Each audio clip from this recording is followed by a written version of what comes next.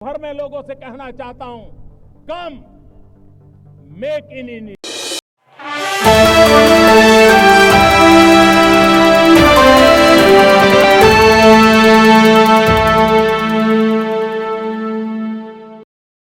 केरल की वायनाड सीट से चुनकर लोकसभा पहुंची कांग्रेस सांसद प्रियंका गांधी ने भी वंदे मातरम पर चर्चा में भाग लिया।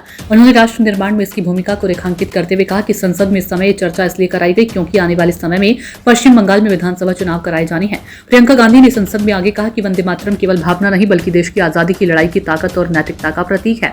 उन्होंने कहा कि इस गीत ने ब्रिटिश साम्राज्य को भी झुकने पर मजबूर किया था। प्रियंका ने कहा कि वंदे मातरम नाम लेते ही स्वतंत्रता संग्राम की यादें और उसका साहस सामने आ जाता है।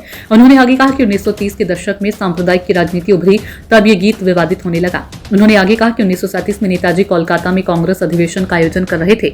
20 अक्टूबर का लेटर उन्होंने सुनाया, लेकिन इससे पहले उन्होंने नेहरू को एक चिट्ठी लिखी थी। इसका पीएम मोदी ने जिक्र नहीं किया। प्रियंका ने कहा कि हम देश के लिए हैं, आप चुनाव के लिए हैं। 17 अक्टूबर को चिट्ठी के जवाब में नेहरू ने 20 अक्टूबर की चिट्ठी में लिखा, मैंने तय किया है कि मैं 25 अक्टूबर कोलकाता आऊंगा, टैगोर से मिलूंगा। 28 अक्टूबर को कांग्रेस ने वंदे मातरम को राष्ट्रगीत घोषित किया। इस कार्य समिति की बैठक में सभी महापुरुष मौजूद थे। सभी इस प्रस्ताव से खुश थे, सहमत थे। संसद में वंदे मातरम पर हो रही बहस के बीच कांग्रेस सांसद प्रियंका गांधी ने सवाल उठाया कि आखिर इसकी जरूरत क्या थी। उन्होंने कहा कि यह गीत 150 साल से देश की आत्मा का हिस्सा रहा है। 75 साल से आजाद भारत में जनता के दिलों में बसता आया है। प्रियंका ने पूछा कि आज इस पर बहस कर सरकार क्या साबित करना चाहती है। उन्होंने कहा कि सत्ता पक्ष को जनता की जिम्मेदारियों पर ध्यान देना चाहिए, न कि ऐसे मुद्दों पर विवाद खड़ा करना चाहिए। कांग्रेस सांसद प्रियंका गांधी वाड्रा ने लोकसभा में वंदे मातरम पर चल रही बहस के दौरान प्रधानमंत्री नरेंद्र मोदी पर सीधा हमला बोला। उन्होंने कहा कि संविधान सभा द्वारा स्वीकृत वंदे मातरम के स्वरूप पर सवाल उठाना रविंद्रनाथ टैगोर, महात्मा गांधी, मौलाना आजाद और भीमराव अम्बेडकर जैसे महान नेताओं का अपमान है।